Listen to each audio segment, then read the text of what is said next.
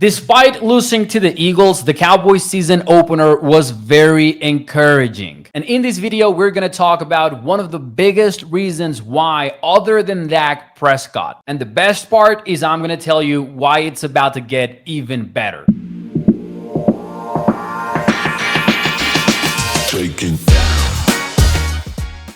Hey, what's up, everyone? It is Mauricio Rodriguez here at ATOZ Sports Dallas. This video brought to you by Underdog Fantasy. Use promo code ATOZ, play just $5 and receive an additional $50 in funds for the season. But let's get to Cowboys football. Yes, the Cowboys lost, but I'm pretty sure you're on the same boat as many other Cowboys fans when saying, hey, this was a pretty encouraging performance by Dallas. And a lot of reasons are obvious. The Cowboys adjusted on defense. Matt Eberflus showed he is willing to adapt. We saw good stuff from newcoming defensive tackle Kenny Clark. And obviously, Dak Prescott was playing lights out. There's another thing that happened during this game that to me was highly encouraging. Not only that, but it really reaffirms that the Cowboys offense can be seriously dangerous in 2025. And I am talking about the fact that the Cowboys can have a strong rushing offense and they have the coaching to back it up. Let's start with this number from Minute Kimes from ESPN, where she points out that the Cowboys ran motion at the snap in 42% of the plays.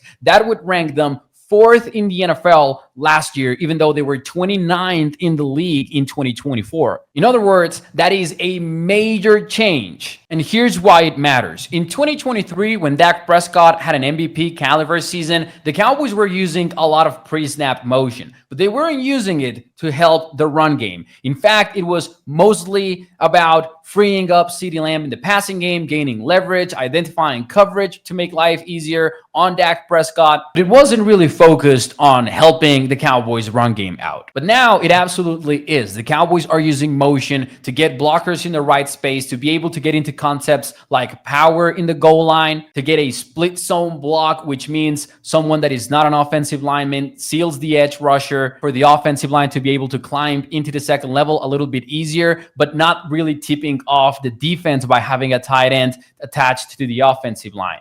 So, for example, the Cowboys used a tight end who was lined up in the outside and motioned him across the formation. And at the snap, he was right in front of the edge rusher, ready to get a block. That was also possible because the Cowboys were using motion at the snap instead of pre-snap motion, where you usually stop before the ball is snapped. Here, you put a lot of stress on the defense because someone is moving, and then at that moment, boom, the play starts. This kind of thing showed up big, for example, in Miles Sanders' 49-yard gain that should have been a touchdown, by the way. The Cowboys, by motioning Kevontae Turpin from the play side to the backside at the snap, they forced Zach Vaughn, the best linebacker on the Eagles, out of the box, and he was basically taken out of the play until the last moment. He is the guy that catches up to Miles Sanders, but he could have made a tackle had he been in the box to start the play. Now, the changes go well beyond just using motion. The Cowboys used pulling blockers